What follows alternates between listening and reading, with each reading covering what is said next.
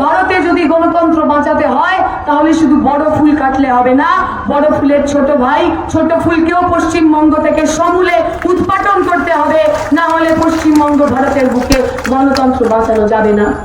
এই নির্বাচন গণতন্ত্র বাঁচানোর লড়াই। এই অঞ্চলের নেতৃত্ব যে সমস্ত কমরেডরা, সাথীরা, বন্ধুরা আমাদের কথা শুনতে পাচ্ছেন, প্রত্যেককে আমরা আমাদের তরফ থেকে সংগ্রামী অভিনন্দন জানাচ্ছিলাম। কিন্তু ব্যাকগ্রাউন্ড নয়েজ হচ্ছে না, একটা আওয়াজ শোনা যাচ্ছে না? এটা বাংলা প্রবাদ আছে না, কি যেন, চোরের মায়ের, শুনতে পেলাম না, চোরের মায়ের। আমি কাউকে কিছু বললাম না, বলে না সমাজদারও কে লিয়ে ইশারা হি কাফি হ্যায়, লোকে বুঝে গেছে। এখন এইবারে আমাদের নির্বাচন শুধুই চোরেদের বিরুদ্ধে নির্বাচন নয়, আমাদের এই নির্বাচন ভারত বাঁচানোর নির্বাচন, আমাদের এই নির্বাচন ভারতে গণতান্ত্রিক ব্যবস্থা বাঁচানোর নির্বাচন। গত 20শে মে যখন আমাদের নির্বাচন হচ্ছিল শ্রীরামপুর কেন্দ্রে, আমি যে বিধানসভায় বাস করি ডোমজুর, সেখানকার একটি এলাকা আছে, এলাকাটার নাম বাঁকড়া। প্রতিবার নির্বাচনে তৃণমূল ওই এলাকার সংখ্যালঘু মানুষের বাস, গরিব শ্রমজীবী সংখ্যালঘু মানুষের বাস, প্রতি বছর তারা ওইখানে নির্বাচন করতে দেন, ভোট লুট করেন। এইবারেও তারা বলেছে ওখানকার বিদায়ী এমপি এবং ওখানকার যারা নেতারা আছেন যে বাঁকড়াতে বাঁকড়ার মতো করেই ভোট হবে, অর্থাৎ তারা মানুষকে ভোট দিতে দেবেন না, দেদার ছাপ্পা দেবেন এবং ভোটে জিতবেন। আমরা প্রথম দিন থেকে এই চ্যালেঞ্জ নিয়েছিলাম, যার অন্য কোনোখানে কি হবে আমরা জানি না, সাধারণ মানুষ সমস্ত জায়গায় নিজের ভোট দেবেন, কিন্তু বাঁকড়াতে এবার আর ভোট লুট হবে না। গত 20শে মে ওরা যখন আমাদের এজেন্টদের মারধর করে বার করে দিয়েছে সকাল 6টার সময়, পার্টির নেতৃত্ব, সাধারণ মানুষ, ইলেকশন কমিশনের কুইক রেসপন্স টিম সমস্ত কিছু নিয়ে আমরা পৌঁছে গেছিলাম। ওরা যতবার আমাদের এজেন্টদের সরিয়ে দিয়েছেন, উঠিয়ে দিয়েছে, প্রতিবার আমরা গিয়ে আমাদের এজেন্ট বসিয়ে দিয়েছি। একটা সময় এরকম হলো, আমরা আমাদের এজেন্ট বসাতে যাচ্ছি, ভদ্রলোক 60-এর ওপর বয়স, মারধর করে জামা ছেড়ে দিয়েছে, বিভিন্ন জায়গায় আঘাত। আমরা যখন ওনাকে নিয়ে বসাতে যাচ্ছি, 150-200 মব, গুন্ডা মব, তারা আমাদের ঘিরে ধরেছেন। আমি ওনাকে জিজ্ঞেস করলাম আমার এজেন্টকে যে আপনি শিওর আপনি বসতে পারবেন? ওই বুথটার মধ্যে বাকি সব তৃণমূলের এজেন্ট 4-5টা লোক, আপনি একজন আমাদের থাকবেন। ওই 60-এর ওপর বয়স ভদ্রলোকটি আমাকে বললেন 2011 সালের পর থেকে এখানকার মানুষ ভোট দিতে পারেননি, ওদের ভোট দিতে দেওয়ার জন্য যদি আমায় মার খেয়ে হাসপাতালে যেতে হয় আমি রাজি আছি, কিন্তু এবার আমরা ভোট বাঁচাবো, বুথ বাঁচাবো, সাধারণ মানুষ ভোট দেবে। আমরা বলেছিলাম গণতন্ত্র বাঁচানোর লড়াই। গণতন্ত্রের মূল কথা কি? গণতন্ত্রের মূল কথা মানুষ নিজের ভোট নিজে দেবে। গণতন্ত্রের মূল কথা বিরোধী স্বর থাকবে, মানুষ মানুষের মতো কথা বলবে। আমরা দেখলাম সুরাতের ঘটনা, সেখানে বিজেপির যারা প্রতিদ্বন্দ্বী, কংগ্রেসের প্রার্থী, অন্যান্য প্রার্থী, তাদের নমিনেশন বাতিল করে বিনা প্রতিদ্বন্দ্বিতায় বিজেপি গুজরাটে জিতল। আমরা দেখলাম মধ্যপ্রদেশের ঘটনা, বিজেপির প্রতিদ্বন্দ্বী যে কংগ্রেস প্রার্থী, তাকে কিডন্যাপ করে নিয়ে গিয়ে বিনা প্রতিদ্বন্দ্বিতায় এমপি ইলেকশনে মধ্যপ্রদেশে বিজেপি জিতলে। আপনারা দেখেছেন পঞ্চায়েত নির্বাচন পশ্চিমবঙ্গে, ত্রিপুরা, বিভিন্ন জায়গায় একই কায়দায় বিনা প্রতিদ্বন্দ্বিতায় অন্য মানুষকে নির্বাচনে লড়তে না দিয়ে ওরা নির্বাচন জিতেছে। তৃণমূল অথবা বিজেপি, ছোট ফুল অথবা বড় ফুল, এরা প্রতিদ্বন্দ্বিতায় ভয় পায়, এরা বিরোধী স্বরে ভয় পায়, এরা গণতন্ত্রের যে মূল নিয়ম, সাধারণ নিয়ম, সেই সাধারণ নিয়ম মানে না। আমরা যারা লাল ঝান্ডা রাজনীতি করি, এইবার যখন বাম ধর্মনিরপেক্ষ কংগ্রেস গণতান্ত্রিক শক্তি সবাই একসাথে এসেছে, আমরা এই কথাই বলেছি, ভারতে যদি গণতন্ত্র বাঁচাতে হয় তাহলে শুধু বড় ফুল কাটলে হবে না, বড় ফুলের ছোট ভাই ছোট ফুলকেও পশ্চিমবঙ্গ থেকে সমূলে উৎপাটন করতে হবে, না হলে পশ্চিমবঙ্গ ভারতের বুকে গণতন্ত্র বাঁচানো যাবে না। এই নির্বাচন গণতন্ত্র বাঁচানোর লড়াই। যে মানুষ আমার কথা শুনতে পাচ্ছেন, আপনি তৃণমূলের হন অথবা বিজেপির হন, আপনার কাছে আমাদের অনুরোধ, আপনি নিজের ভোটটা নিজে দেবেন। কারোর দাদাগিরি, কারোর চোখ রাঙানি, কারোর ভয় দেখানোতে নিজের ভোটটা অন্যের হাতে তুলে দেবেন না। গণতন্ত্রের নাগরিক হিসাবে, ভোটার হিসাবে ওটা আপনার সবচেয়ে বড় হাতিয়ার, ওটা আপনার সবচেয়ে বড় অধিকার। সেই অধিকারকে অন্য কারোর হাতে তুলে দেবেন না, এইটুকুনি আশা আমি করি। আর যে কথা আমি শুনছি, গতকাল রাত থেকে এইখানে সভা করা নিয়ে নানা রকম গন্ডগোল অনেকে করেছে।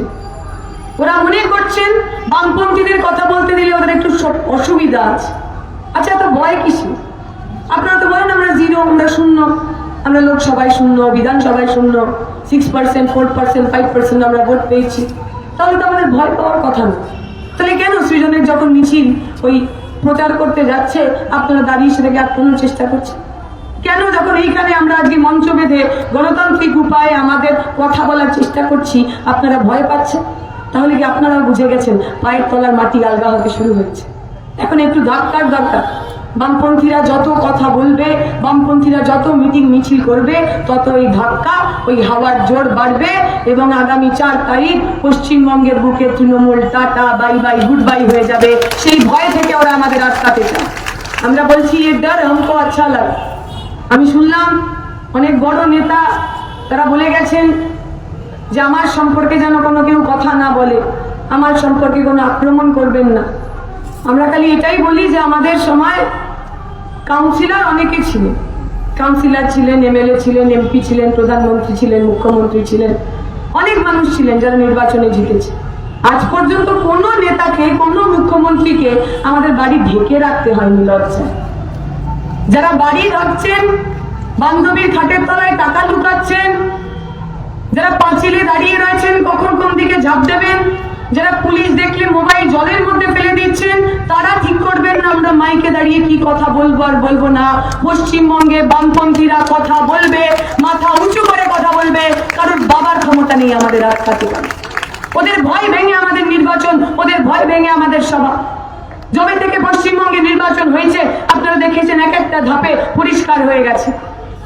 ভারতের বুকে বিজেপির সরকার হচ্ছে না। ওই 400 পার 500 পার তো মিথ্যে কথা, কিচ্ছু হচ্ছে না। পশ্চিমবঙ্গের বুকে মমতা ব্যানার্জি পিসি ভাইপোর সিংহাসন টলমল করছে। আর তাই তারা বিভিন্ন জায়গায় তৃণমূল বিজেপি সেটিং করে এখন বাম কংগ্রেসকে কি করে আটকানো যায় তার চেষ্টা করছে। 20শে মে নির্বাচনে আমি দেখেছি বিভিন্ন জায়গায় তৃণমূল এবং বিজেপির যে এজেন্ট তারা সব একই দলের লোক। বিজেপির এজেন্টে তৃণমূলের লোকেরা টাকা দিয়ে কিনে নিয়েছে। ফলে যে মানুষ এখনো ভাবছেন তৃণমূলের অপশাসন রুখতে একবার বিজেপিকে ভোট দেবে, যে মানুষ এখনো ভাবছেন তৃণমূলকে তাড়াতে একবার বিজেপিকে ভোট দিতে হবে, আমরা বলছি ওরা এজেন্টই বাঁচাতে পারে না, এমপি কি বাঁচাবে? যারা ভাবছেন বিজেপিকে দিয়ে তৃণমূলকে আটকাতে পারবেন তাদেরকে আমরা বলে রাখি, তৃণমূল বিজেপিকে আটকানোর জন্য ধক লাগে, বুকের পাটা লাগে। যারা ইডি সিবিআই এর ভয়ে খাটের তলায় লুকিয়ে থাকেন, যারা কোটি কোটি টাকা দুর্নীতি করে গলা অব্দি ডুবে রয়েছেন, সেই লোকগুলোকে দিয়ে তৃণমূল অথবা বিজেপি কোনোটাকেই আটকানো যাবে না। তৃণমূল বিজেপিকে যদি আটকাতে হয় আপনার বন্ধুকে চিনিয়ে নিন, কাস্তে হাতুড়ি কাটা চিহ্নে আগামী 1 তারিখ ভোট দিন, সৃজন ভট্টাচার্যকে বিপুল ভোটে জয়যুক্ত করুন। কেন ভোট করবেন সৃজন? সৃজন আপনার পাড়ার ছেলে, আপনার এলাকার ছেলে, তাই জন্য না। কেন ভোট করবে সৃজনকে? সৃজন খুব সুন্দর দেখতে, সৃজন যাদবপুর ইউনিভার্সিটি থেকে পড়েছে ওই জন্য না। কেন ভোট করবেন সৃজনকে? সৃজন খুব সুন্দর কথা বলে, গান গায়, কবিতা লেখে ওই জন্য না। সৃজনকে ভোট করবেন কারণ যখন অনেক বড় বড় এখানকার নেতা যারা নির্বাচনে দাঁড়িয়েছেন তারা রাজনীতির র বুঝতেন না। আপনার ক্যান্ডিডেট সৃজন ভট্টাচার্য স্বাধীনতা, গণতন্ত্র, সমাজতন্ত্রের জন্য রাস্তায় দাঁড়িয়ে লড়াই করত, পুলিশের চোখে চোখ রেখে লড়াই করত, পুলিশের মার খেয়ে মাথা ফাটাতো, কিন্তু কোনোদিনও লাল ঝান্ডার সঙ্গে গদ্দারি করেনি। আপনি সৃজনকে ভোট করবেন কারণ সৃজন কোনো প্যারাশুটের নেতা নয়। সৃজন নাচ করতো, গান করতো, একদিন হঠাৎ করে মনে হলো মানুষের সেবা করব, তাই জন্য রাজনীতিতে আসেনি। সৃজন রাজনীতিতে এসেছে কারণ একটা স্বপ্ন নিয়ে। আমার প্রজন্মের ছেলে মেয়েরা, আমরা যারা 11 সালের পর থেকে রাজনীতি করতে এসেছি, আমরা কিছু পাওয়ার জন্য আসি। পদ পাবো, টাকা পাবো, পয়সা পাবো, চাকরি পাবো, তাই জন্য তো আমরা রাজনীতি করতে আসি। আমাদের অনেকের রাজনীতি করতে আসার পিছনে একটি ছেলের বড় ভূমিকা আছে। ছেলেটির নাম সুদীপ্ত গুপ্ত, কলকাতা জেলা কমিটির নেতা। আমরা তখন কলকাতা জেলা কমিটির ছাত্র আন্দোলনের সঙ্গে যুক্ত। কমরেড সুদীপ্ত দা আমাদের প্রত্যেকের নেতা। সুন্দর কবিতা লেখে, গান গায়, স্লোগান তোলে সবার মাঝে উদাত্ত কণ্ঠে। সুদীপ্ত গুপ্তকে আমরা মরতে দেখেছি। সুদীপ্ত গুপ্তর লাশ যখন আমাদের কাছে এসেছিল, সুদীপ্তর এই হাসি মাখা মুখে প্রথমবার আমরা হাসি দেখি। সুদীপ্ত তার মৃতদেহ যখন আমাদের সামনে এসেছিল, সুদীপ্ত তার স্বপ্নালু চোখের একটা চোখ আমরা দেখতে পাইনি। তৃণমূলের পুলিশ মেরে মাথা ফাটিয়ে ওই চোখটাও নষ্ট করে দিয়েছিল, থেতলে দিয়েছিল, বাইরে বার করে দিয়েছিল। ওই কমরেড সুদীপ্ত গুপ্তকে দেখে আমরা শপথ নিয়েছিলাম কমরেড সুদীপ্ত গুপ্তর স্মৃতি, কমরেড সুদীপ্ত গুপ্তর মুখ বহুদিন বহুদিন আমাদের রাত্রিবেলা ঘুমাতে দেয়নি।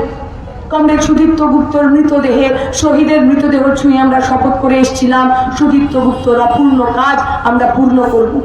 যে সুদীপ্ত গুপ্তর স্বপ্ন দেখত প্রত্যেক ছেলে মেয়ে শিক্ষা পাবে, যে সুদীপ্ত গুপ্তর স্বপ্ন দেখত প্রত্যেকের পেটে ভাত, প্রত্যেকের হাতে কাজ থাকবে, যে সুদীপ্ত গুপ্তর স্বপ্ন দেখত যে ছেলেটা মেটা পার্লামেন্ট ইলেকশনে ভোট দেয়, এমপি নির্বাচন করে, প্রধানমন্ত্রী নির্বাচন করে, এমএলএ নির্বাচন করে, তার কলেজে তার জনপ্রতিনিধি কে হবে, তার সিআর কে হবে, তার নির্বাচন করার অধিকার ওর রয়েছে।